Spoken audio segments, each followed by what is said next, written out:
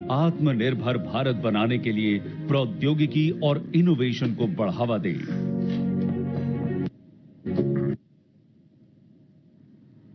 माननीय प्रधानमंत्री जी से पुनः विनम्र निवेदन है कि वे प्रधानमंत्री आवास योजना शहरी पुरस्कार 2019 के विजेताओं की घोषणा बटन दबाकर एक लघु फिल्म के माध्यम से करने की कृपा करें।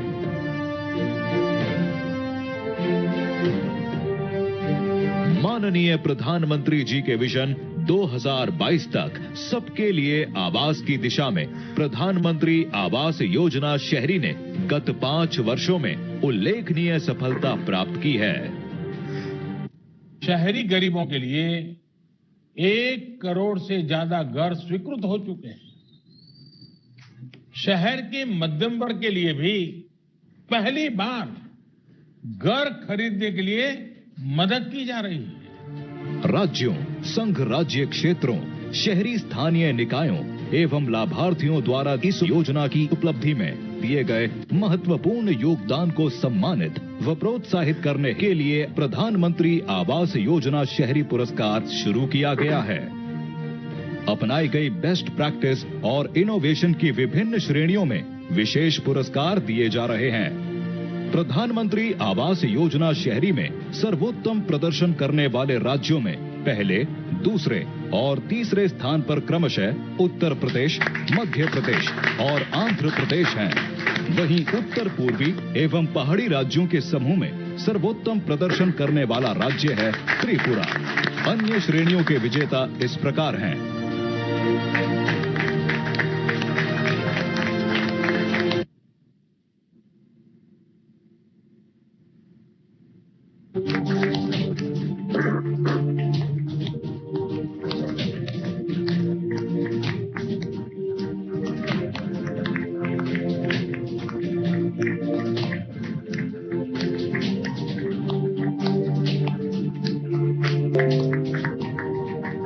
लाभार्थियों ने भी अपने आवासों का उत्तम निर्माण किया है और स्थानीय संस्कृति व परंपराओं के अनुसार उन्हें सजाकर अपनी भावनाओं को प्रकट किया है।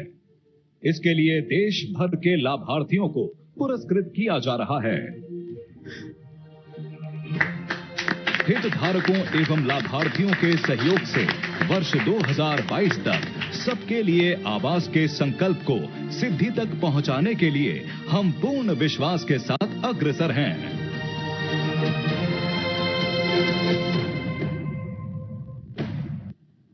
माननीय प्रधानमंत्री जी का बहुत बहुत आभार। अब माननीय मुख्यमंत्री त्रिपुरा से निवेदन है कि वे इस अवसर पे अपने संबोधन से हमें अनुग्रहित करने का कृपा करें।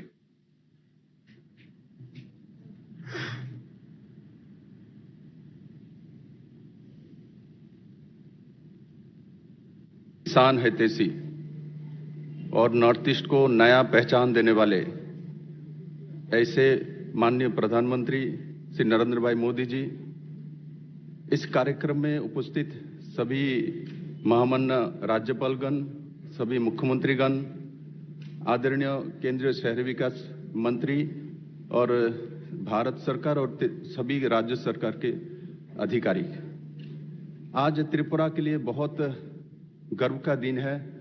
अंग्रेजी नववर्ष में माननीय प्रधानमंत्री जी ने 3 उपहार त्रिपुरा को दिया है। हम लोगों को गर्व है, आपके प्रेरणा से हम लोगों को ऊर्जा मिलता है और त्रिपुरा के नया दौर में चले हैं, नया त्रिपुरा बन रहा है। त्रिपुरा बहुत पीछे चल गया था, आज बहुत आगे जा रहा है। हमको आशा है आपके प्रेरणा से जो ऊर्जा मिलती है, इसी ऊर्जा से नॉर्थ ईस्ट बहुत आगे जाएगी। और आज जो ये मौका मिला है हम लोगों को ये 3 पुरस्कार मिलने की, ये आपके कारण से हुआ, क्योंकि आपने अलग से हिमालयन राज्यों को चिन्हित किया है। इससे पहले नहीं चिन्हित हुई थी, जिस कारण से बड़े राज्यों के साथ कंपटीशन में हम लोग नहीं टिक पाते थे। आपने जो अलग से ग्रेडेशन किया, उस कारण से हम लोगों को भी दौड़ने का मौका मिला। मैं पुनः आपको बहुत बहुत बधाई देता हूं नॉर्थ ईस्ट वासियों से और 37 लाख त्रिपुरा वासियों से, मां त्रिपुरेश्वरी की जो भूमि है, इस भूमि से। और साथ ही साथ ये जो लाइट हाउस है, त्रिपुरा के अंतिम व्यक्तियों को रहने का मौका मिल रहा है। इसमें सबसे आधुनिकतम फ्लैट है वो। इससे बड़ा एक मुख्यमंत्री के लिए, एक राज्य के लिए बड़ा उपहार क्या दे सकते हैं आप? अंतिम व्यक्तियों को आपने सबसे आधुनिकतम जो व्यवस्था, उसी मकान में रहने का मौका दिया आपने। को त्रिपुरावासी जीवन भर याद रखेंगे और भारतवासी भी अब गरीब का मसीहा है, आज प्रमाणित हो गया है। मैं दोबारा आप तीनों पुरस्कार के लिए और हमारे जो लाभार्थी है, 3 लाभार्थी को भी आपने चिन्हित किया, इसके लिए मैं पुनः त्रिपुरावासी की तरफ से बहुत बहुत बधाई देता हूं और मैं आपका आशीर्वाद का कामना करता हूं, आपके दीर्घायु का कामना करता हूं। बहुत बहुत धन्यवाद।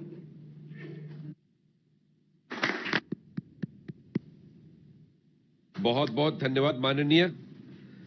अब माननीय मुख्यमंत्री उत्तर प्रदेश से आदरपूर्वक निवेदन है कि वो इस अवसर पे अपने संबोधन से हमें अनुग्रहित करने की कृपा करें।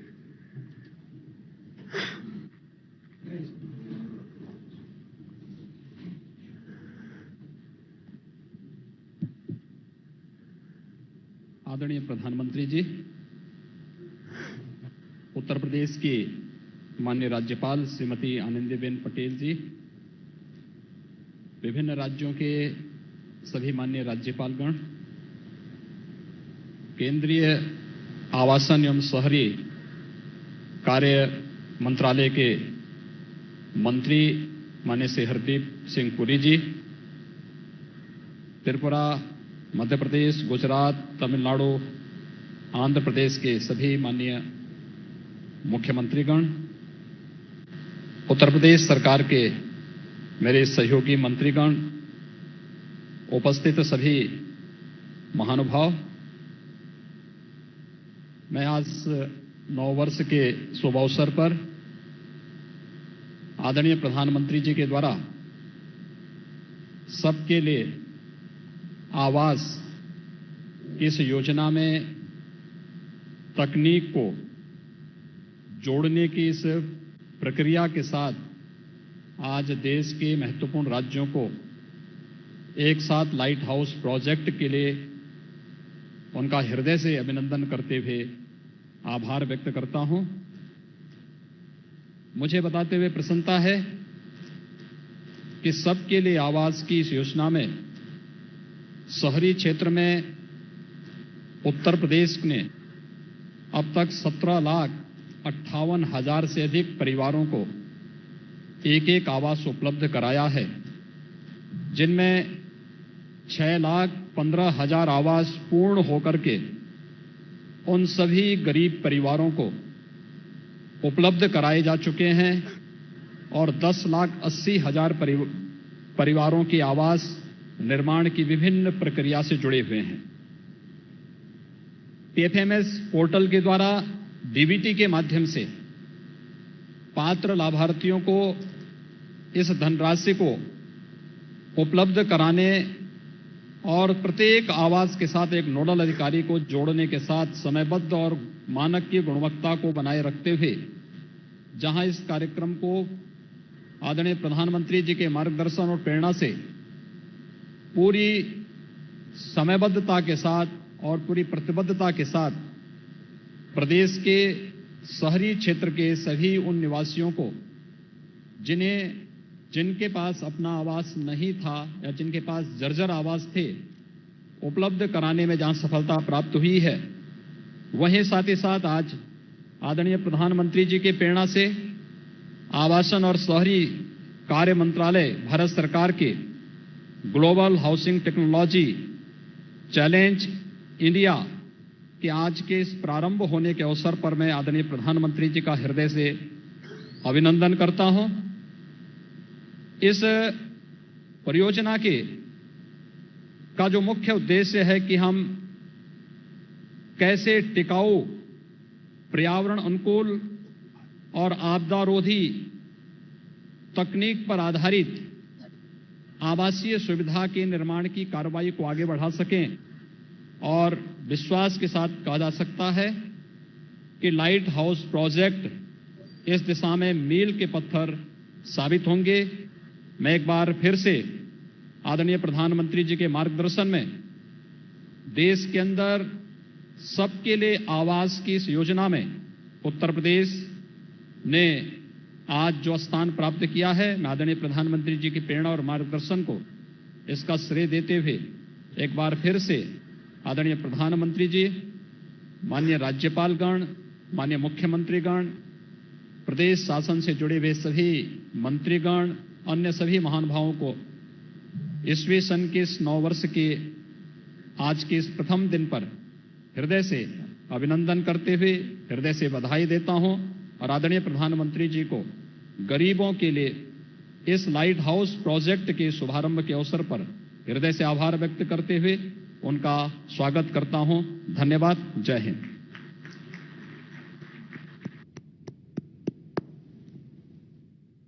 माननीय मुख्यमंत्री जी का धन्यवाद। अब माननीय मुख्यमंत्री जी मध्य प्रदेश से इस अवसर पर उनके संबोधन के लिए सादर निवेदन है।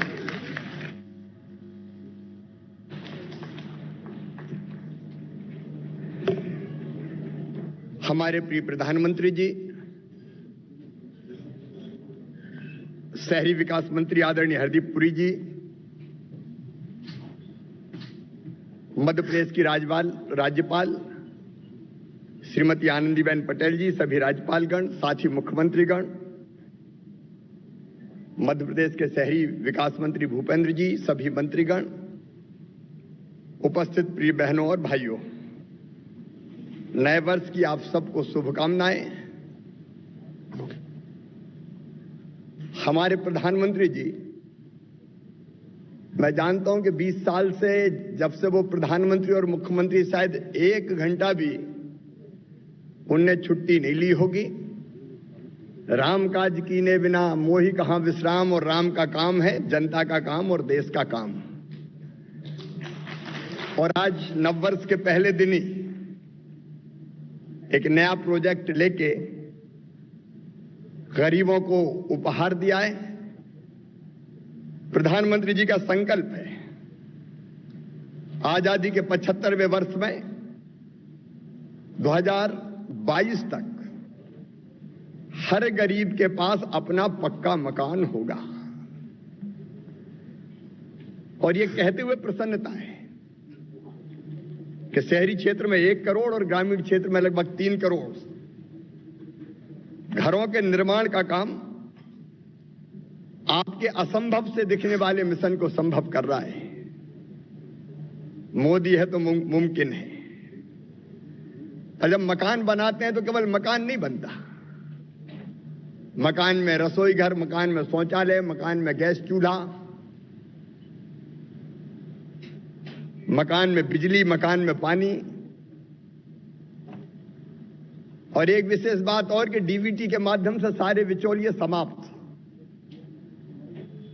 सीधा गरीब के खाते में पैसा जाता है। मुझे कहते हुए प्रसन्नता है कि प्रधानमंत्री आवास योजना के क्रियान्वयन में मध्य प्रदेश ने अपना मिशन पूरा करने में कोई कसर नहीं छोड़ी है।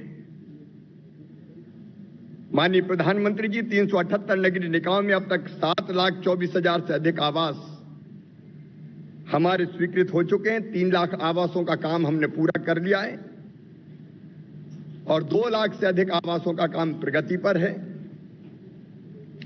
हमारा सौभाग्य कि सितंबर 2020 में आपकी गरिमामयी उपस्थिति में 1 लाख लोगों ने प्रधानमंत्री आवास योजना के अंतर्गत निर्मित आवासों में गृह प्रवेश किया था। इस योजना के अंतर्गत 9 महीने में हमने अनेकों नवाचार किए हैं।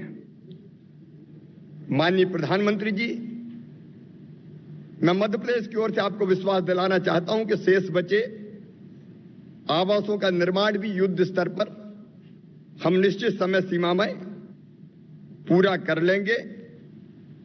प्रधानमंत्री जी को मैन ऑफ आइडियाज कहा जाता है क्योंकि वे हर क्षेत्र में नवाचार को प्रोत्साहित करते हैं। और इसलिए माननीय प्रधानमंत्री जी ने वर्ष 1919 और 20 को निर्माण तकनीकी वर्ष घोषित किया था और नई निर्माण टेक्नोलॉजी को बढ़ावा देने की दिशा दिखाई थी। यह हमारे लिए प्रसन्नता का विषय है। किसी श्रृंखला में माननीय प्रधानमंत्री जी से प्रेरणा ग्रहण करते हुए प्रधानमंत्री आवास योजना के अंतर्गत भारत सरकार द्वारा ग्लोबल हाउसिंग टेक्नोलॉजी चैलेंज के अंतर्गत लाइट हाउस प्रोजेक्ट प्रारंभ किया गया है। नई तकनीकी से घर बनाने को प्रोत्साहित करने के लिए ये एक क्रांतिकारी कदम है। मकान बने, लेकिन जल्दी बने, निश्चित समय सीमा में बने, गुणवत्तापूर्ण बने, पर्यावरण मित्र बने, आपदा रोधी बने। ये आपकी प्रेरणा से हम सबका संकल्प है और मुझे ये कहते हुए गर्व और गौरव है कि इस प्रोजेक्ट के अंतर्गत केवल 6 नगरों का चयन किया गया। उनमें से एक है हिंदुस्तान का सबसे स्वच्छ शहर इंदौर, जिसने स्वच्छता का चौका तो मारा है, अब पंच लगाने को भी तैयार है। लाइट हाउस प्रोजेक्ट के अंतर्गत प्री फैब्रिकेटेड सिस्टम की नई टेक्नोलॉजी का उपयोग करके मध्य प्रदेश के इंदौर में 128 करोड़ रुपए की लागत से 1024 आवास तैयार किए जा रहे हैं। मैं प्रधानमंत्री जी का, भारत सरकार का विशेष आभार व्यक्त करना चाहता हूं कि कोविड संकट के इस समय में इस परियोजना के प्रति आवास केंद्रांश की राशि 2 लाख से बढ़ाकर अब लगभग 5.5 लाख रुपए कर दी गई है। मैं सभी राज्य सरकारों, शिक्षाविदों, इंजीनियरिंग कॉलेजों, डेवलपर्स, आर्किटेक्ट्स आदि को नई प्रौद्योगिकी से बनने वाले आवासों की गुणवत्ता आदि को देखने के लिए इसे लाइव प्रयोगशाला के माध्यम से अनुभव करने के लिए आमंत्रित करता हूं। आज के इस आयोजन में नवीन तकनीकों के संकलन पर आधारित पुस्तिका का भी विमोचन हुआ है, जो कि सभी निर्माण एजेंसियों के लिए अत्यंत उपयोगी सिद्ध होगा। मैं मध्य प्रदेश के नगर निगम छिंदवाड़ा, नगर पालिका खुरई को प्रधानमंत्री आवास योजना के अंतर्गत पुरस्कार प्राप्त करने के लिए बधाई देता हूं। इसी प्रकार हमारे 3 हितग्राहियों को जिन्होंने सुंदर और उत्कृष्ट आवास बनाए हैं, उन्हें भी आज सम्मानित किया जा रहा है। मैं श्रीमती अनीता यादव निवासी देवास, श्रीमती बबीता बुआड़े निवासी बैतूल और श्री रशीद काला निवासी अलीराजपुर को भी उत्कृष्ट आवास निर्माण के लिए सम्मानित होने पर हार्दिक बधाई देता हूं। एक बार फिर मैं प्रधानमंत्री जी का अभिनंदन करते हुए और यह संकल्प व्यक्त करते हुए कि प्रधानमंत्री आवास योजना में निश्चित समय सीमा में गुणवत्तापूर्ण मकानों को निर्माण को पूरा करने में मध्य प्रदेश कोई कसर नहीं छोड़ेगा और 2022 तक हम प्रयास करेंगे कि कोई गरीब बिना छत के ना रहे। ये दरिद्री हमारा नारायण है और जनता ही हमारी जनार्दन है। इसी की सेवा का संकल्प प्रधानमंत्री जी ने लिया है। बहुत बहुत धन्यवाद। प्रणाम, नमस्कार।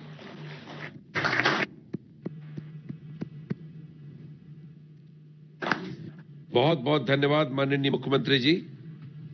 अब माननीय मुख्यमंत्री गुजरात से अनुरोध है कि वे अपने संबोधन से हमें अनुग्रहित करें।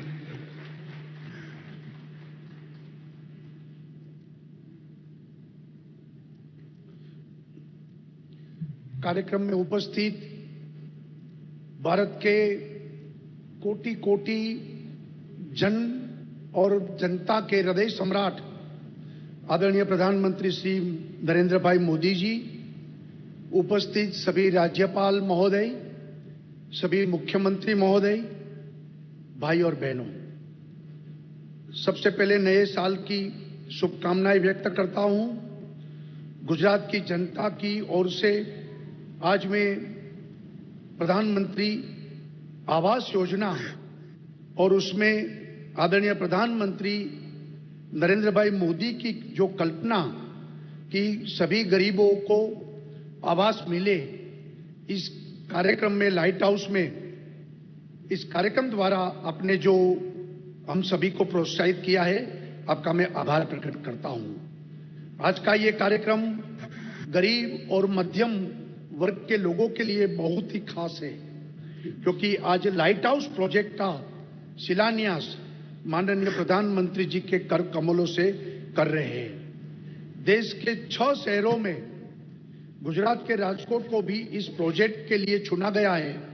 इसके लिए मैं आदरणीय प्रधानमंत्री जी का हार्दिक स्वागत करता हूं। लाइट हाउस प्रोजेक्ट के तहत 118 करोड़ रुपए की लागत से 1124 LHP का निर्माण किया जाएगा। आज से 4-5 साल पहले सामान्य व्यक्ति के लिए शहरों में मकान लेना ये एक बहुत ही मुश्किल विषय था। गरीब परिवार के पास उसका पक्का मकान हो, इस बारे में तो कोई बात भी नहीं कर सकता था। लेकिन आदरणीय प्रधानमंत्री जी ने हमेशा गरीबों और मध्यम वर्गों की हितों की चिंता की है और उन्होंने सस्ते और एफोर्डेबल हाउसिंग देने का जो बीड़ा उठाया, इसके कारण ये संभव हो रहा है। प्रधानमंत्री आवास योजना की लोकप्रियता इस बात का प्रमाण है कि देश को इस योजना की कितनी जरूरत थी और आज इस योजना से देश के करोड़ों गरीब परिवारों को पक्के अपना घर मिल रहा है। हमारी सरकार ये सुनिश्चित करेगी कि लाइट हाउस प्रोजेक्ट के बिना किसी बाधा के तय समय में ये काम पूरा हो। साथ ही हमारा प्रयास रहेगा कि इस प्रोजेक्ट को इस तरह से लागू किया जाए जो देश के बाकी राज्यों के लिए एक नया मॉडल बने। गुजरात हमेशा नई तकनीक और अपनाने में आगे रहा है और लाइट हाउस प्रोजेक्ट में भी हम नई तकनीक को अपना रहे हैं। इस नई तकनीक के तहत टनल फॉर्म वर्क सिस्टम का उपयोग किया जाएगा और इस तकनीक को पहली बार इतने बड़े पैमाने पर अपनाया जा रहा है। तेज निर्माण, स्टेबिलिटी और लागत में भी कमी के कारण ये तकनीक बहुत लोकप्रिय हो रही है। मुझे भी पूरा विश्वास है कि गुजरात के इंजीनियर्स इस तकनीक का बहुत ही अच्छा उपयोग करेंगे। आज एक और सौभाग्य की बात है कि गुजरात को आज 3 अवार्ड से सम्मानित किया जा रहा है। प्रधानमंत्री आवास योजना शहरी क्षेत्र में अंतर्गत गुजरात को पॉलिसी इनिशिएटिव अवार्ड दिया जा रहा है। पॉलिसी ड्रिवन स्टेट होने के नाते हमने PMAY के सुचारू आयोजन के लिए एफोर्डेबल हाउसिंग पॉलिसी बनाई है। दूसरा award best affordable housing project on private land के लिए है। इसके तहत गुजरात में 42,000 से अधिक मकानों को मंजूरी दी गई है। तीसरा award in slum rehabilitation category के लिए दिया जा रहा है। इन योजना के तहत हमने 60,000 से अधिक मकानों को पुनः पक्का मकान पुनः स्थापित किया है। इस अपने आप में एक अनूठी योजना है। इस योजना में तैयार मकान लाभार्थी के एक नया पता और नई पहचान मिली है। गुजरात में प्रधानमंत्री आवास योजना को बहुत ही अच्छे से लागू किया गया है और 7,29,000 मकानों को निर्माण की मंजूरी भी दी गई है और 6,29,000 मकानों का निर्माण कार्य जारी है। इतना ही नहीं, हमने अब 4,39,000 मकानों को लाभार्थियों को सौंप भी दिया है और इस तरह प्रधानमंत्री आवास योजना को लागू करने में गुजरात आज आगे है। मैं आपको ये बताना चाहता हूं कि क्रेडिट लिंक सब्सिडी यानी CLSS के तहत 2,75,000 से अधिक लाभार्थियों को घर खरीदने पर लोन पर सब्सिडी दी है। इस पर केंद्र सरकार द्वारा गुजरात को प्रथम स्थान में सम्मानित किया गया है। ये गुजरात के लिए गौरव की बात है। गुजरात सरकार ने प्रधानमंत्री आवास योजना के अंतर्गत बनने वाले सभी आवासों पर लगने वाली स्टैंप ड्यूटी और रजिस्ट्रेशन फी माफ करने का एक ऐतिहासिक निर्णय लिया है और उससे आवासों की कीमत कम होगी और गरीब लोगों को और मध्यम वर्ग के लोगों को उसमें राहत मिलेगी। आदरणीय प्रधानमंत्री जी, अंत में एक बार फिर आपका आभार प्रकट करता हूं और आपके मार्गदर्शन के कारण गुजरात की विकास यात्रा तेजी से और आगे बढ़ रही है। धन्यवाद। जय हिंद। भारत माता की जय।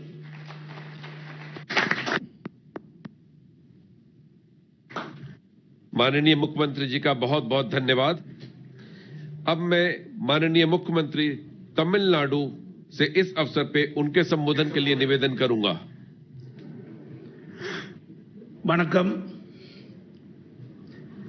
Honorable Prime Minister Ji, Honorable Governors, Honorable Union Minister for Housing and Urban Affairs, Honorable Chief Ministers, Honorable Deputy Chief Minister, Honorable Members of Parliament and officers, Happy New Year to all.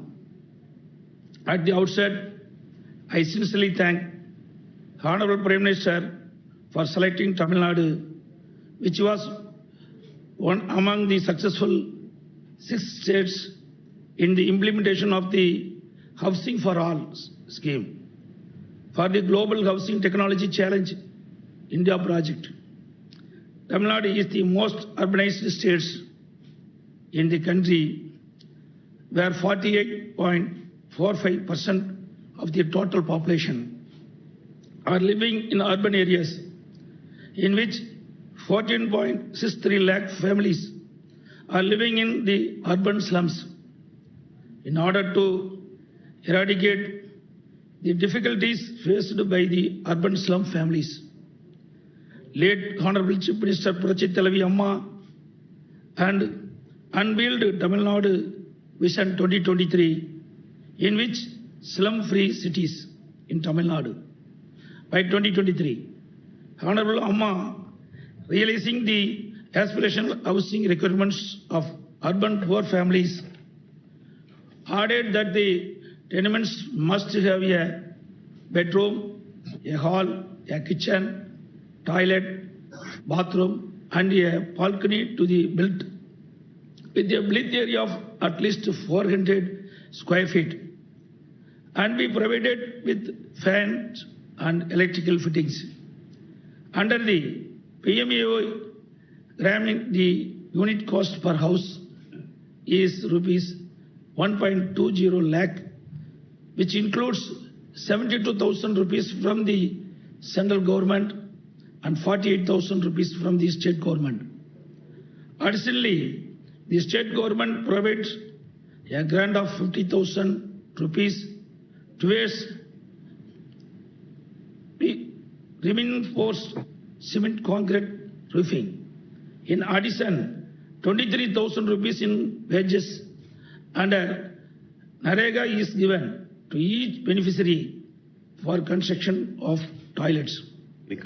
When I revived the scheme recently, I found out that the present unit cost is not sufficient for the poorest of poor to construct a house due to increase in prices and loss of livelihood due to COVID-19. I therefore sanctioned 70,000 rupees additionally to each house, increase the unit cost from 1.70 lakh rupees to 2.40 lakhs rupees, costing the state government 1,805 crore rupees for constructing 2.5 lakh houses. Under the Pradhan Mantri Awas Yojana, sanction has been awarded to construct 1,62,720 storied tenements and 3,42,769 individual houses at a total cost of 27,000 crore rupees. The Government of India, under the Global Housing Technology Challenge, has sanctioned construction of 1,152 tenements with an area of 413 square feet at Perumbakkam, Chennai, at a cost of 116.27 crore rupees. The project will also include social amenities like a ration shop, 2 Anganwadi centers, a library, a milk booth, and 6 shops. The project will also have a sewage treatment plant and an electrical substation. This work will be completed within 15 months. This technology will ensure eco-friendly construction fit for diverse climatic quality standards and disaster sound houses. These tenements will be allotted to the urban poor slum families living on the banks of waterways and other objectionable lands in Chennai city. The government of Tamil Nadu is pleased to partner with the government of India in such initiatives and projects. Nandri, Vanakkam. बहुत बहुत धन्यवाद माननीय। अब मैं माननीय मुख्यमंत्री आंध्र प्रदेश से इस अवसर पे उनके संबोधन के लिए निवेदन करता हूं।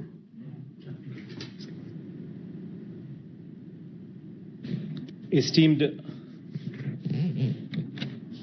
Prime Minister Shri Narendra Modi ji, Honorable Minister for Housing and Urban Affairs Shri Hardeep Singh Puri ji, Honorable Chief Ministers of other participating states, Secretary Ministry of Housing and Urban Affairs, and other senior officials from Government of India. On behalf of the people of Andhra Pradesh and myself, I extend warm greetings to the Honorable Prime Minister Shri Narendra Modi ji and others on the occasion of New Year 2021.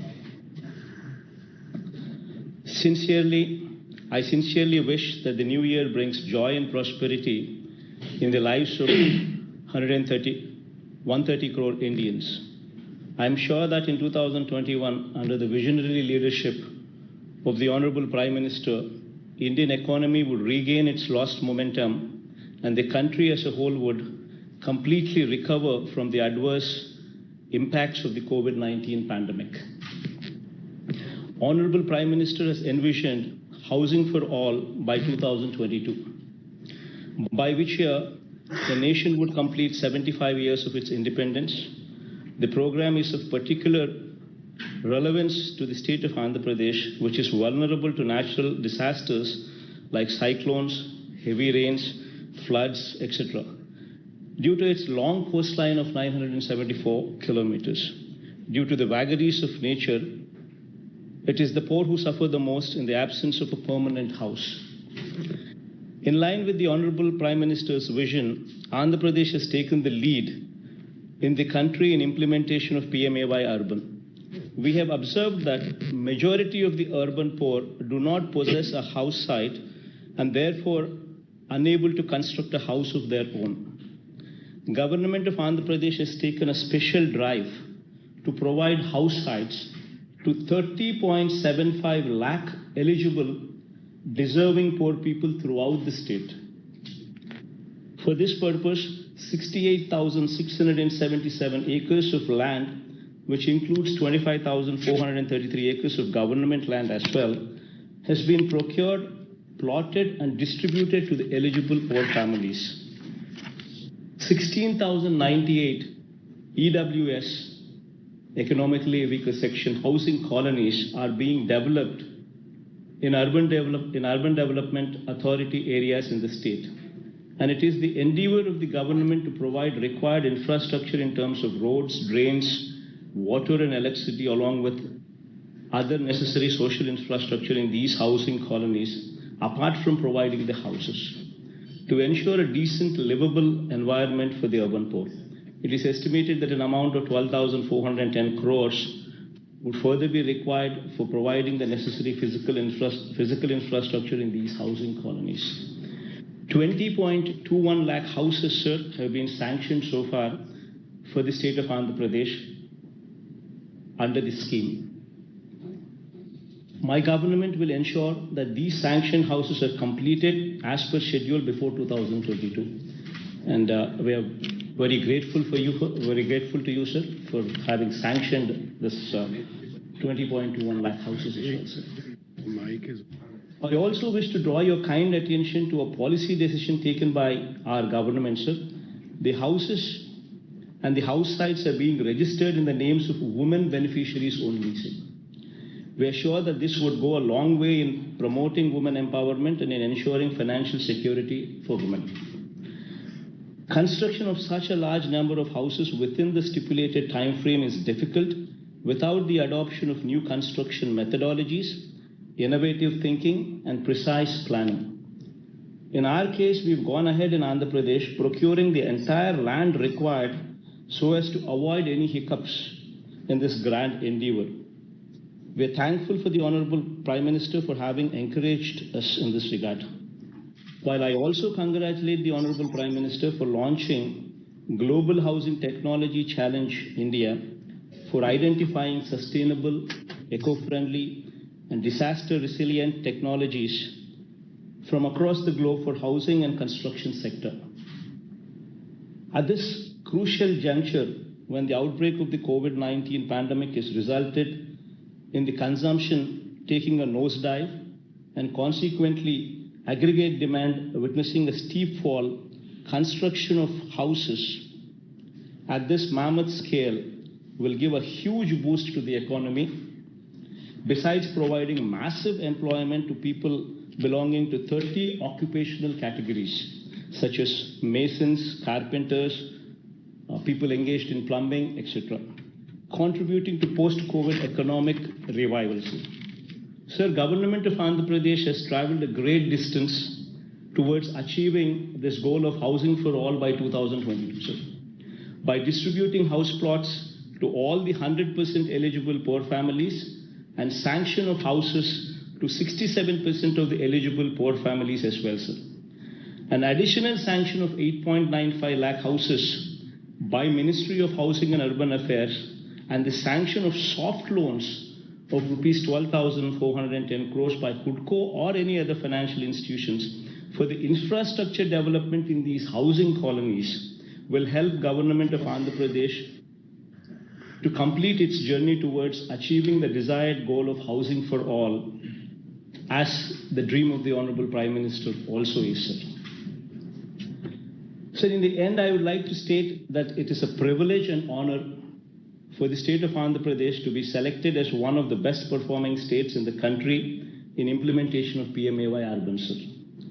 With all humility, I accept the award on behalf of the people of Andhra Pradesh and express my profound gratitude, sir, for the support rendered by the Honorable Prime Minister and the central government in achieving this monumental objective. Thank you, sir.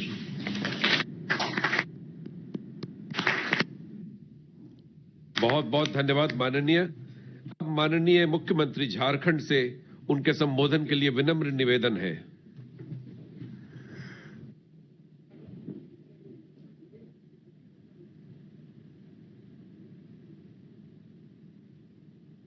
आज यहाँ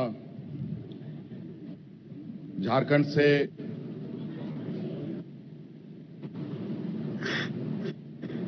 light house project के इस उद्घाटन शिलान्यास कार्यक्रम में हमारे साथ उपस्थित हमारे देश के प्रधानमंत्री आदरणीय प्रधानमंत्री जी, हमारे साथ उपस्थित स्थानीय सांसद, विधायक, उप महापौर, पदाधिकारीगण, आज के इस शिलान्यास कार्यक्रम में अपनी ओर से मैं आप सबका हार्दिक अभिनंदन करते हुए प्रधानमंत्री जी को जोहार करता हूं।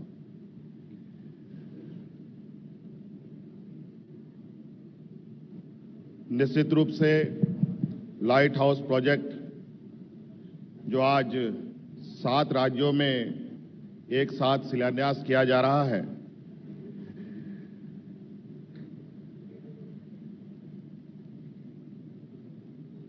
ये प्रोजेक्ट के माध्यम से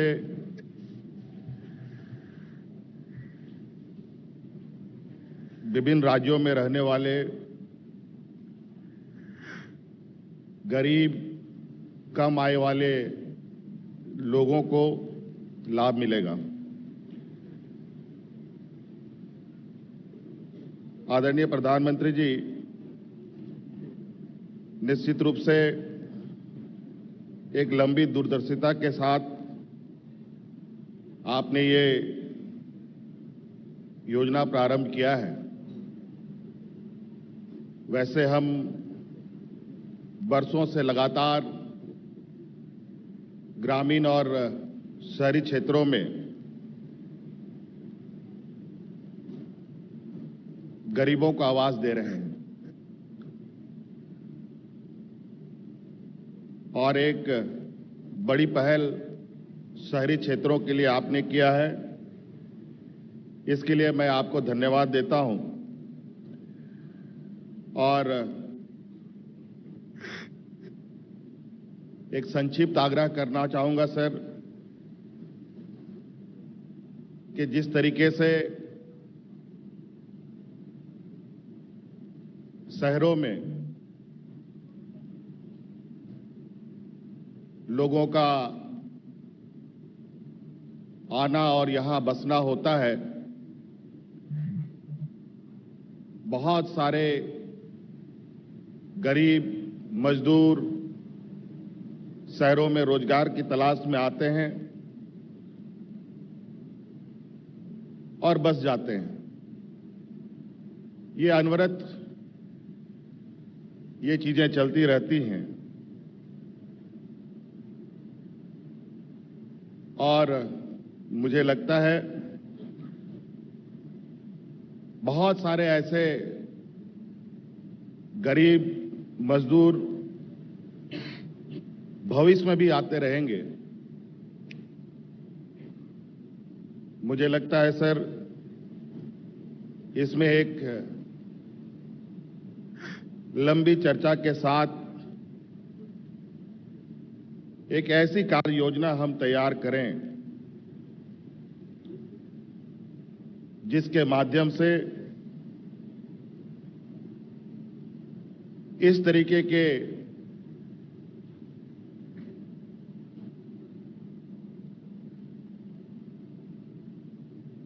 लोगों को हम लोग समय समय पर मदद पहुंचा सकें।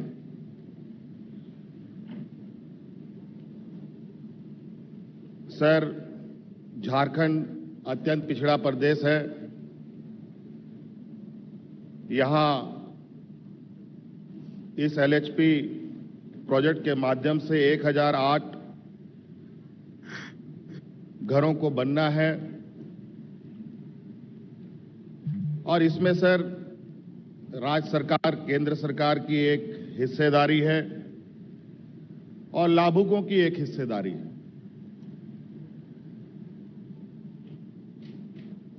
इसमें मैं यही कहना चाहूंगा सर, मेरा आग्रह होगा कि झारखंड में लोगों की आय बहुत कम है। मजदूर तबके के लोग इस राज्य में अधिक वास करते हैं। हम उन मजदूरों के ऊपर अधिक से अधिक आर्थिक बोझ कैसे कम हो, इस पर थोड़ा सा मुझे लगता है कि और चिंतन करने की आवश्यकता है। लगभग 7 लाख रुपए गरीबों को अपने खुद से इंतजाम करने की आवश्यकता इसमें पड़ेगी। इसमें से थोड़ा कुछ शेयर केंद्र सरकार की तरफ से बढ़ा दिया जाता तो ये बहुत अच्छा होता। विशेष सर, यही आग्रह के साथ आपके आज के इस शिलान्यास कार्यक्रम में मैं अपनी बातों को समाप्त करता हूं। बहुत बहुत धन्यवाद और नए साल की बहुत बहुत शुभकामनाएं। यहां उपस्थित विभिन्न राज्यों के सभी मुख्यमंत्री को सबको जोहार। बहुत बहुत धन्यवाद माननीय।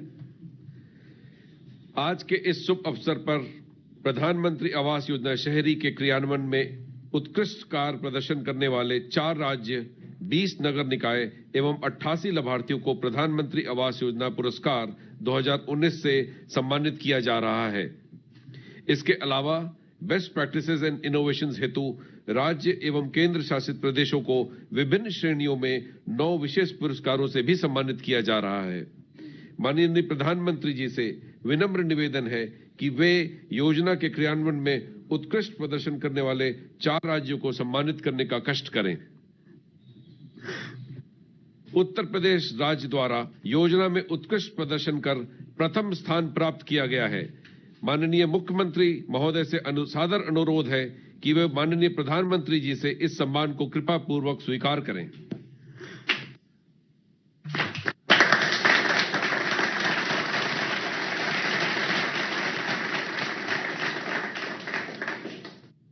बहुत बहुत धन्यवाद माननीय।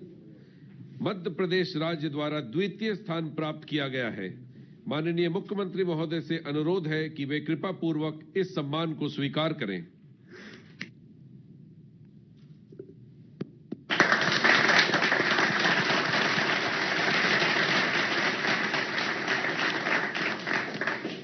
बहुत बहुत आभार माननीय। आंध्र प्रदेश राज्य द्वारा तृतीय स्थान प्राप्त किया गया है। माननीय मुख्यमंत्री महोदय से सादर अनुरोध है कि वे इस सम्मान को स्वीकार करें।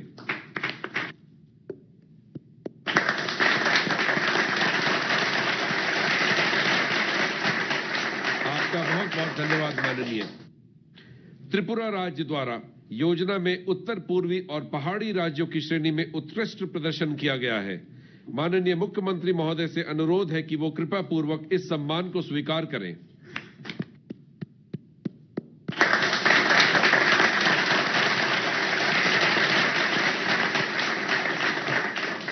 माननीय प्रधानमंत्री जी का बहुत बहुत धन्यवाद। माननीय प्रधानमंत्री जी की प्रेरणा से देश के निर्माण क्षेत्रों में एक क्रांतिकारी परिवर्तन लाने का ऐतिहासिक क्षण आ गया है। माननीय प्रधानमंत्री जी से आदरपूर्वक निवेदन है कि वे अपने कर कमलों से 6 शहरों में लाइट हाउस प्रोजेक्ट्स का रिमोट द्वारा इस शिलापट का अनावरण करते हुए शिलान्यास करने की कृपा करें।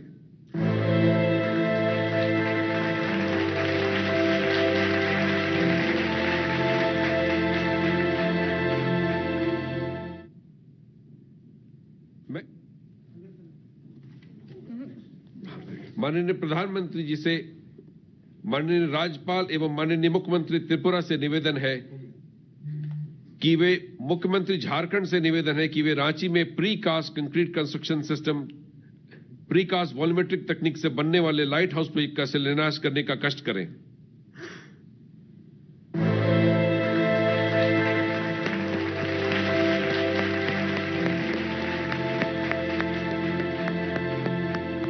बहुत बहुत धन्यवाद।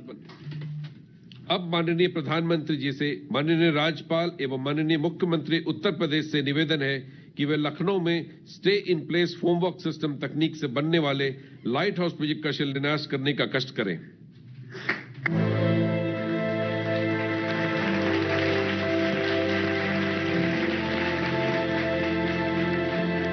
बहुत बहुत धन्यवाद माननीय। अब माननीय प्रधानमंत्री जी से माननीय राज्यपाल एवं माननीय मुख्यमंत्री मध्य प्रदेश से निवेदन है कि वे इंदौर में pre fabricated sandwich panel system तकनीक से बनने वाले लाइट हाउस प्रोजेक्ट का शिलान्यास करने का कष्ट करें।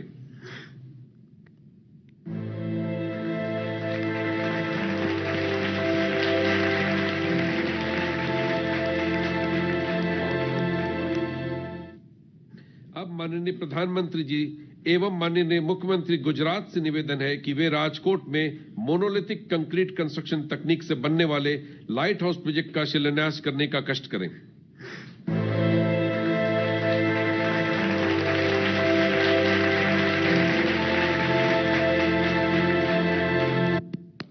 बहुत बहुत धन्यवाद महोदय।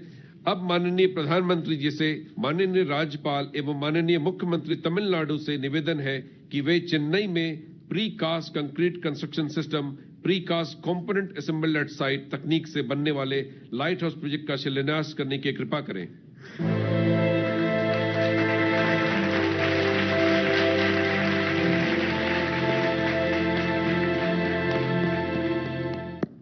बहुत बहुत धन्यवाद माननीय। आत्मनिर्भर भारत के रूप में एक नए राष्ट्र का निर्माण के प्रेरणा स्रोत माननीय प्रधानमंत्री जी से अब हम आदरपूर्वक अनुरोध करेंगे कि वे अपने आशीर्वचनों से हम सबका मार्गदर्शन देने की कृपा करें। नमस्कार। केंद्रीय मंत्रिमंडल में मेरे सहयोगी श्रीमान हरदीप सिंह पुरी जी, त्रिपुरा के मुख्यमंत्री विप्लव कुमार देव जी, झारखंड के मुख्यमंत्री भाई हेमंत सोरेन जी, उत्तर प्रदेश के मुख्यमंत्री योगी आदित्यनाथ जी, मध्य प्रदेश के मुख्यमंत्री श्रीमान शिवराज सिंह जी चौहान, गुजरात के मुख्यमंत्री श्रीमान विजय रूपाणी जी, तमिलनाडु के मुख्यमंत्री थिरु ई के पनलानी स्वामी जी, आंध्र प्रदेश के मुख्यमंत्री श्री वाई.एस. जगनमोहन रेड्डी जी, कार्यक्रम में उपस्थित सभी आदरणीय गवर्नर महोदय, उपस्थित अन्य सभी महानुभाव, भाइयों और बहनों, आप सभी को, सभी देशवासियों को 2021 की बहुत बहुत शुभकामनाएं, अनेक अनेक मंगल कामनाएं। आज नई ऊर्जा के साथ, नए संकल्पों के साथ और नए संकल्पों को सिद्ध करने के लिए तेज गति से आगे बढ़ने का आज शुभारंभ है। आज गरीबों के लिए, मध्यम वर्ग के लिए, घर बनाने के लिए नई टेक्नोलॉजी देश को मिल रही है। तकनीकी भाषा में आप इसे लाइट हाउस प्रोजेक्ट कहते हैं। मैं मानता हूं ये 6 प्रोजेक्ट वाकई लाइट हाउस, प्रकाश स्तंभ की तरह है। ये 6 लाइट हाउस प्रोजेक्ट देश में हाउसिंग कंस्ट्रक्शन को नई दिशा दिखाएंगे। देश के पूर्व, पश्चिम, उत्तर, दक्षिण हर क्षेत्र से राज्यों का इस अभियान में जुटना कोऑपरेटिव फेडरलिज्म की हमारी भावना को और मजबूत कर रहा है। साथियों, ये लाइट हाउस प्रोजेक्ट अब देश के काम करने के तौर तरीकों का भी एक उत्तम उदाहरण है। हमें इसके पीछे जो बड़े विजन को भी समझना होगा। एक समय में आवास योजनाएं केंद्र सरकारों की प्राथमिकता में उतनी नहीं थी जितनी होनी चाहिए। सरकार घर निर्माण की बारीकियों और क्वालिटी पर नहीं जाती थी, लेकिन हमें पता है बिना काम के विस्तार में ये जो बदलाव किए गए हैं, अगर ये बदलाव न होते कितना कठिन होता। आज देश ने एक अलग अप्रोच चुनी है, एक अलग मार्ग अपनाया है।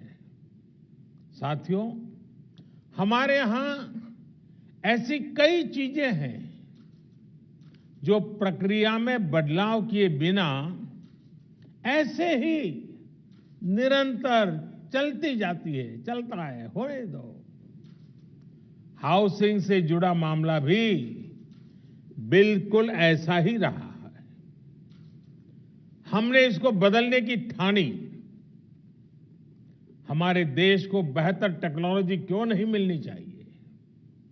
हमारे गरीब को लंबे समय तक ठीक रहने वाले घर क्यों नहीं मिलने चाहिए?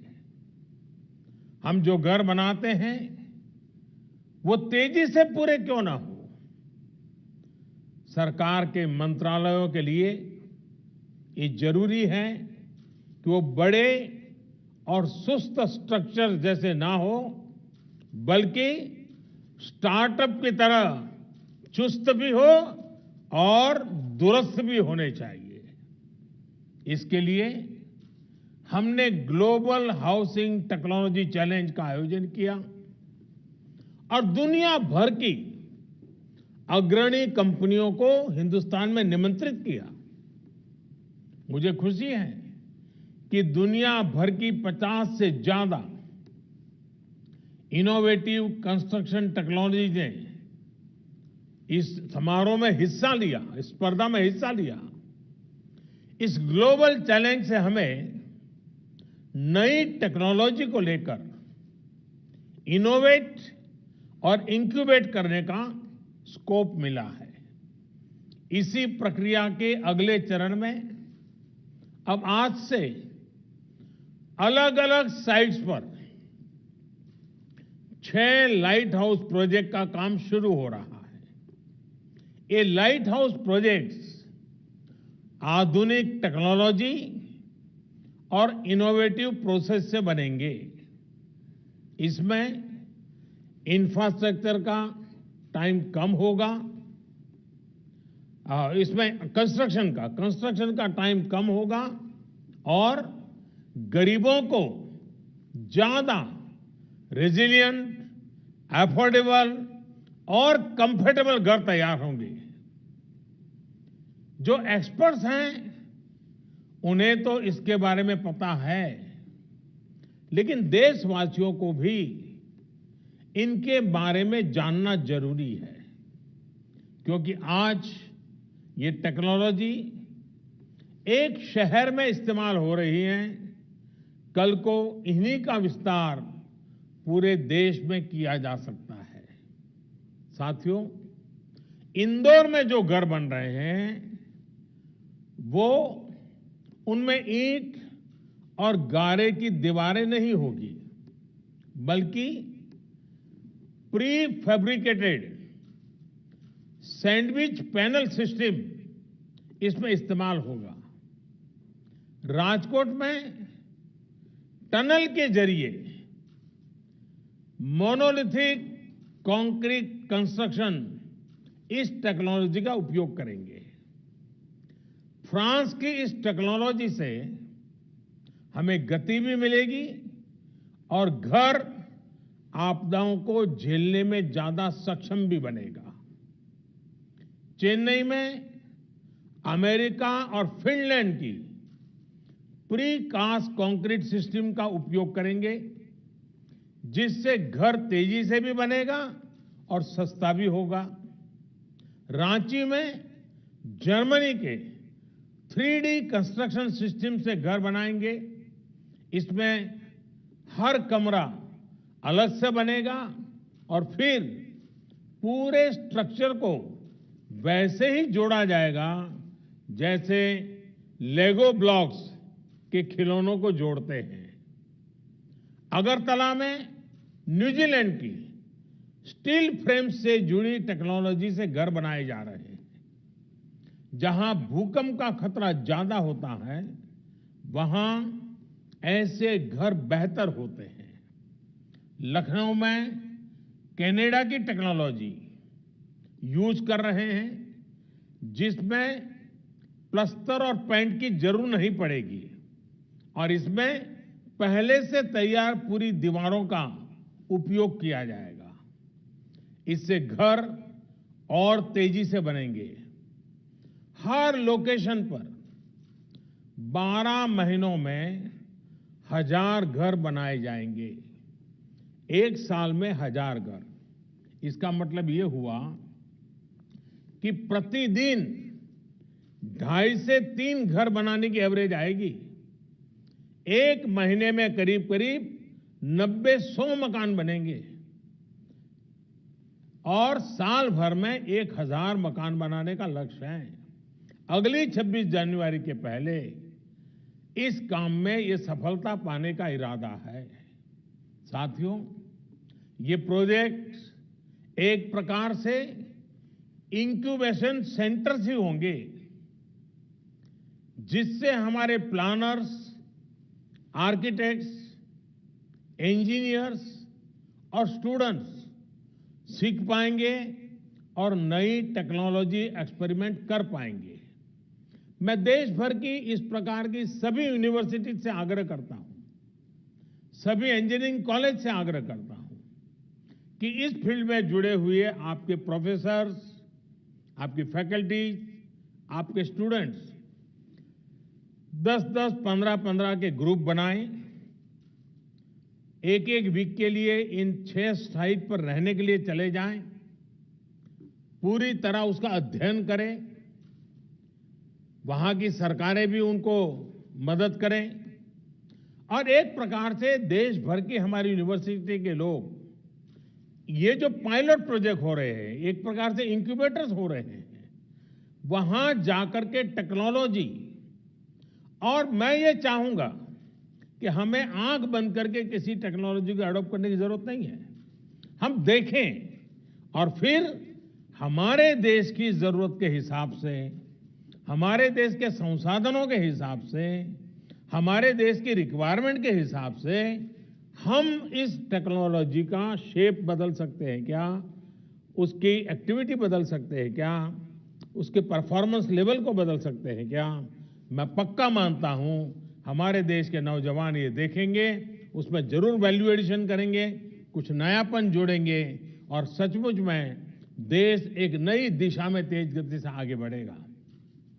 इसी के साथ साथ घर बनाने से जुड़े लोगों को नई टेक्नोलॉजी से जुड़ी स्किल अपग्रेड करने के लिए सर्टिफिकेट कोर्स भी शुरू किया जा रहा है। ये बहुत बड़ा काम है। हमने इसके साथ human resource development, skill development, इसको साइमल्टेनियस शुरू किया है।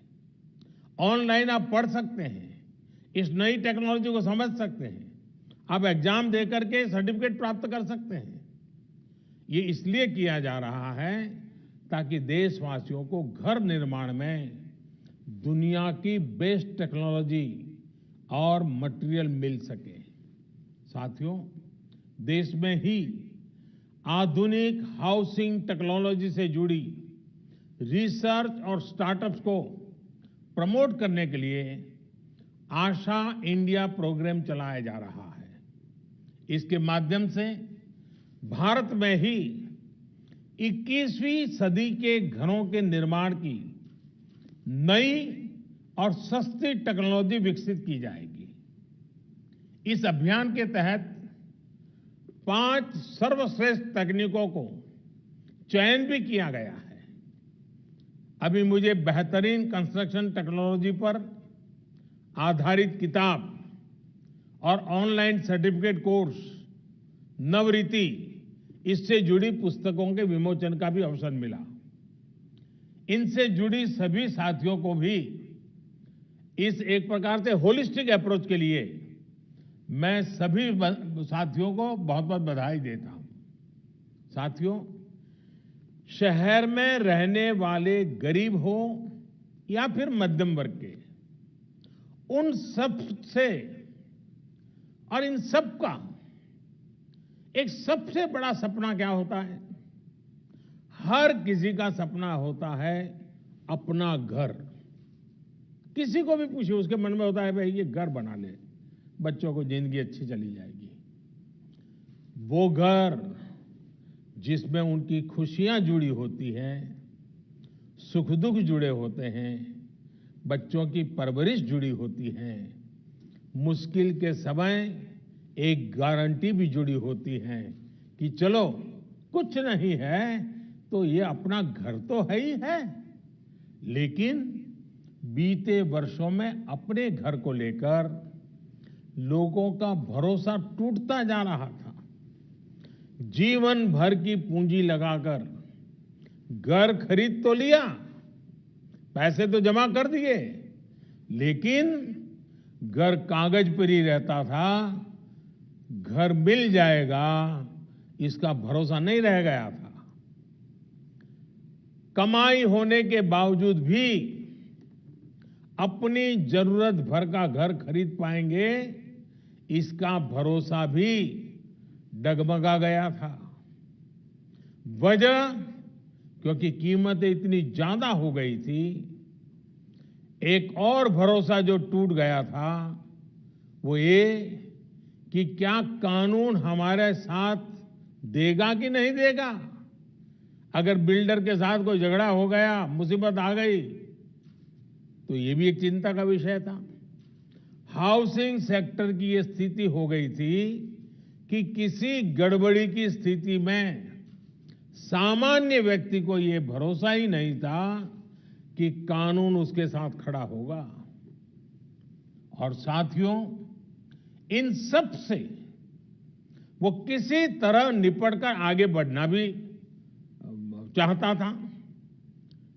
तो बैंक की ऊंची ब्याज, कर्ज मिलने में होने वाली मुश्किलें उसके और इन सपनों को फिर एक बार नीचे पस्त कर देती थी। आज मुझे संतोष है कि बीते 6 वर्षों में देश में जो कदम उठाए गए हैं, उसने एक सामान्य मानवी का, खास करके मेहनतकश मध्यम वर्गीय परिवार का ये भरोसा लौटाया है कि उसका भी अपना घर हो सकता है, अपना मालिकी का घर हो सकता है। अब देश का फोकस है गरीब और मध्यम वर्ग की जरूरतों पर। अब देश ने प्राथमिकता दी है शहर में रहने वाले लोगों की संवेदनाओं को, उनकी भावनाओं को। प्रधानमंत्री आवास योजना के तहत शहरों में बहुत ही कम समय में लाखों घर बनाकर दिए जा चुके हैं। लाखों घरों के निर्माण का काम जारी भी है। साथियों, अगर हम पीएम आवास योजना के तहत बनाए गए लाखों घरों के काम पर नजर डालें तो उसमें इनोवेशन और इम्प्लीमेंटेशन दोनों पर फोकस मिलेगा। बिल्डिंग मटेरियल्स में स्थानीय जरूरतों और घर के मालिक की अपेक्षाओं के अनुसार इनोवेशन नजर आएगा। घर के साथ साथ दूसरी योजनाओं को भी एक पैकेज के रूप में इससे जोड़ा गया है। इससे जो गरीब को घर मिल रहा है उसमें पानी, बिजली, गैस, ऐसी जो उसकी आवश्यक सुविधाएं हैं, ऐसी अनेक सुविधाएं सुनिश्चित की जा रही हैं। इतना ही नहीं, पारदर्शिता सुनिश्चित करने के लिए हर घर की जियो टैगिंग की जा रही है। जियो टैगिंग के कारण हर चीज का पता चलता है। इसमें भी टेक्नोलॉजी का पूरा इस्तेमाल किया जा रहा है। घर निर्माण के हर स्टेज की तस्वीर वेबसाइट पर अपलोड करनी पड़ती है। घर बनाने के लिए जो सरकारी मदद है वो सीधे लाभार्थी के बैंक खाते में भेजी जाती है। और मैं राज्यों का भी आभार व्यक्त करूंगा क्योंकि इसमें वो भी बहुत सक्रियता से साथ चल रहे हैं। आज कई राज्यों को इसके लिए सम्मानित करने का भी मुझे सौभाग्य मिला है। मैं इन राज्यों को जो विजयी हुए हैं, जो आगे बढ़ने के लिए मैदान में आए हैं, उन सभी राज्यों को विशेष रूप से बधाई देता हूं। साथियों, सरकार के प्रयासों का बहुत बड़ा लाभ शहरों में रहने वाले मध्यम वर्ग को हो रहा है। मध्यम वर्ग को अपने पहले घर के लिए एक तय राशि के होम लोन पर ब्याज में छूट दी जा रही है। अभी कोरोना संकट के दौरान भी सरकार ने होम लोन पर ब्याज में छूट की विशेष योजना शुरू की। मध्यम वर्ग के साथियों के जो घर बरसों से अधूरे पड़े थे, उनके लिए 25,000 करोड़ रुपए का विशेष फंड भी बनाया गया है। साथियों, इन सारे फैसलों के साथ ही लोगों के पास अब रेरा जैसा कानून की शक्ति भी है। रेरा ने लोगों में ये भरोसा लौटाया है कि जिस प्रोजेक्ट में वो पैसा लगा रहे हैं वो पूरा होगा, उनका घर अब फंसेगा नहीं। आज देश में लगभग 60,000 रियल एस्टेट प्रोजेक्ट्स रेरा के तहत रजिस्टर्ड है। इस कानून के तहत हजारों शिकायतों का निपटारा किया जा चुका है, यानी हजारों परिवारों को उनका घर मिलने में मदद मिली है। साथियों, हाउसिंग फॉर ऑल यानी सबके लिए घर, इस लक्ष्य की प्राप्ति के लिए जो चौतरफा काम किया जा रहा है, वो करोड़ों गरीबों और मध्यम वर्ग परिवारों के जीवन में बड़े परिवर्तन ला रहा है। ये घर गरीबों के आत्मविश्वास को बढ़ा रहे हैं। ये घर देश के युवाओं के सामर्थ्य को बढ़ा रहे हैं। इन घरों की चाबी से कई द्वार एक साथ खुल रहे हैं। जब किसी को घर की चाबी मिलती है ना, तब वो दरवाजा या चार दीवार इतना तक नहीं होता है। जब घर की चाबी हाथ आती है तो एक सम्मानपूर्ण जीवन का द्वार खुल जाता है, एक सुरक्षित भविष्य का द्वार खुलता है। जब घर के मकान के मालिकी का हक आ जाता है, चाबी मिलती है, तब बचत का भी द्वार खुलता है, अपने जीवन के विस्तार का द्वार खुलता है। 5-25 लोगों बीच में, समाज में, ज्ञाति में, बिरादरी में एक नई पहचान का द्वार खुल जाता है, एक सम्मान का भाव लौट आता है, आत्मविश्वास पनपता है। ये चाबी लोगों के विकास का, उनकी प्रगति का द्वार भी खोल रही है। इतना ही नहीं, ये चाबी भले ही दरवाजे की चाबी होगी, लेकिन वो दिमाग के भी वो ताले खोल देती है, जो नए सपने संजोने लग जाता है, नए संकल्प से की ओर बढ़ चलता है और जीवन में कुछ करने के सपने नए तरीके से बुनने लग जाता है। इस चाबी की इतनी ताकत होती है। साथियों, पिछले साल कोरोना संकट के दौरान ही एक और बड़ा कदम भी उठाया गया है। ये कदम है एफोर्डेबल रेंटल हाउसिंग कॉम्प्लेक्स। ये योजना, इस योजना का लक्ष्य हमारे वो श्रमिक साथी हैं जो एक राज्य से दूसरे राज्य में या फिर गांव से शहर आते हैं। कोरोना के पहले तो हमने देखा था कि कुछ जगह से अन्य राज्य से आए लोगों के लिए अनाप शनाप कभी कभी बातें बोली जाती थी, उनको अपमानित किया जाता था। लेकिन कोरोना के समय सारे मजदूर अपने अपने यहां वापस गए तो बाकियों को पता चला कि इनके बिना जिंदगी जीना कितना मुश्किल है, कारोबार चलाना कितना मुश्किल है, उद्योग धंधे चलाना कितना मुश्किल है। और हाथ पैर जोड़ करके लोग लगे, वापिस आओ, वापिस आओ। कोरोना ने हमारे श्रमिकों के सामर्थ्य को, सम्मान को, जो लोग स्वीकार नहीं करते थे, उनको स्वीकार करने के लिए मजबूर कर दिया। हमने देखा है कि शहरों में हमारे इन श्रमिक बंधुओं को उचित किराए पर मकान उपलब्ध नहीं हो पाते। इसके कारण छोटे छोटे कमरे में बड़ी संख्या में श्रमिकों को रहना पड़ता है। इन जगहों पर पानी, बिजली, टॉयलेट से लेकर अस्वच्छता, ऐसी अनेक समस्याएं भरी पड़ी रहती है।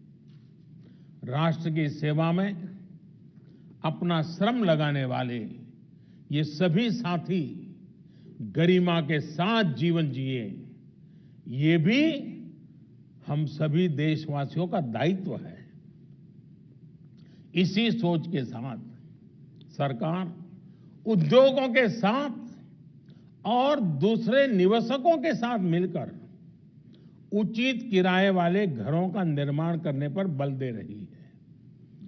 कोशिश ये भी है कि आवास उसी इलाके में हो जहां वो काम करते हैं। साथियों, रियल एस्टेट सेक्टर को प्रोत्साहित करने के लिए भी निरंतर निर्णय लिए जा रहे हैं। खरीदारों में उत्साह बढ़ाने के लिए घरों पर लगने वाले टैक्स को भी बहुत कम किया जा रहा है। सस्ते घरों पर जो टैक्स पहले 8% लगा करता था, वो अब सिर्फ 1% है। वहीं सामान्य घरों पर लगने वाले 12% टैक्स की जगह अब सिर्फ 5% जीएसटी लिया जा रहा है। सरकार ने इस सेक्टर को इंफ्रास्ट्रक्चर की भी मान्यता दी है ताकि उन्हें सस्ती दरों पर कर्ज मिल सके। साथियों, बीते सालों में जो रिफॉर्म्स किए गए हैं उसमें कंस्ट्रक्शन परमिट को लेकर 3 साल में ही हमारी रैंकिंग 185 से सीधी 27 पर आ पहुंची है। कंस्ट्रक्शन से जुड़ी परमिशन के लिए ऑनलाइन व्यवस्था का विस्तार भी 2000 से ज्यादा शहरों में हो चुका है। अब इस नए साल में इसको देश भर के सभी शहरों में लागू करने के लिए हम सभी को मिलकर काम करना है। साथियों, इंफ्रास्ट्रक्चर और कंस्ट्रक्शन पर होने वाला निवेश और विशेषकर हाउसिंग सेक्टर पर किया जा रहा खर्च अर्थव्यवस्था में फोर्स मल्टीप्लायर का काम करता है। इतनी बड़ी मात्रा में स्टील का लगना, सीमेंट का लगना, कंस्ट्रक्शन मटेरियल का लगना पूरे सेक्टर को गति देता है। इससे डिमांड तो बढ़ती ही है, रोजगार के भी नए अवसर बनते हैं। देश का रियल एस्टेट सेक्टर निरंतर मजबूत हो, इसके लिए सरकार की कोशिश लगातार जारी है। मुझे विश्वास है कि हाउसिंग फॉर ऑल का सपना जरूर पूरा होगा। गांवों में भी इन वर्षों में 2 करोड़ घर बनाए जा चुके हैं। इस वर्ष हमें गांवों में बन रहे घरों में भी और तेजी लानी है। शहरों में इस नई टेक्नोलॉजी के विस्तार से भी घरों के निर्माण और डिलीवरी दोनों में ही तेजी आएगी। अपने देश को तेज गति से आगे बढ़ाने के लिए हम सभी को तेज गति से चलना ही होगा, मिलकर के चलना होगा, निर्धारित दिशा में चलना होगा। लक्ष्य को ओझल होने देना नहीं है और चलते रहना है। और इसके लिए तेज गति से फैसले भी लेने ही होंगे।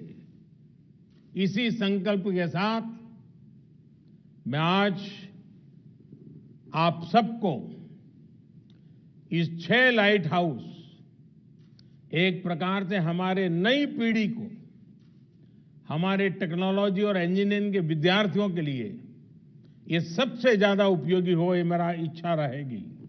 मैं चाहूंगा सभी यूनिवर्सिटीज को, मैं चाहूंगा सभी कॉलेजेस को, इस प्रकार के जो महत्वपूर्ण प्रोजेक्ट होते हैं उसका अध्ययन करना चाहिए, जाकर के देखना चाहिए कि कैसे हो रहा है, कि टेक्नोलॉजी का उपयोग कैसे होता है, हिसाब किताब कैसे लगाया जाता है। ये अपने आप में शिक्षा का बहुत बड़ा एक दायरा बन जाएगा। और इसलिए मैं देश के सभी युवा इंजीनियरों को, टेक्नीशियनों को विशेष रूप से निमंत्रण देता हूं। इस लाइट हाउस से जितनी लाइट वो ले सकते हैं लें, और अपनी लाइट जितनी उसमें डाल सकते हैं डालें। अपने दिमाग की लाइट जितनी लगा सकते हैं लगाएं। आप सबको इस नव वर्ष की बहुत बहुत शुभकामनाएं। इस 6 लाइट हाउस के लिए बहुत बहुत शुभकामनाएं। बहुत बहुत धन्यवाद।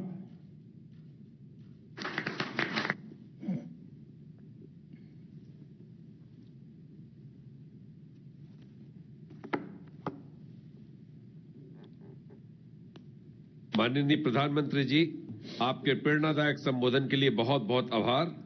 आज हमें आपसे अपार उत्साह और ऊर्जा प्राप्त हुआ है। यह हमारा सौभाग्य है कि हम इस ऐतिहासिक क्षण के साक्षी बने। माननीय प्रधानमंत्री जी, सभी माननीय राज्यपाल महोदय, माननीय मुख्यमंत्री गण तथा अन्य गणमान्य अतिथियों को बहुत बहुत आभार। हम सभी आपके विजन आत्मनिर्भर भारत और 2022 तक सबके लिए आवास को पूरा करने के लिए संपूर्ण मनोयोग से कार्य करते रहेंगे। आप सभी को नववर्ष की शुभकामनाएं एवं धन्यवाद। जय हिंद।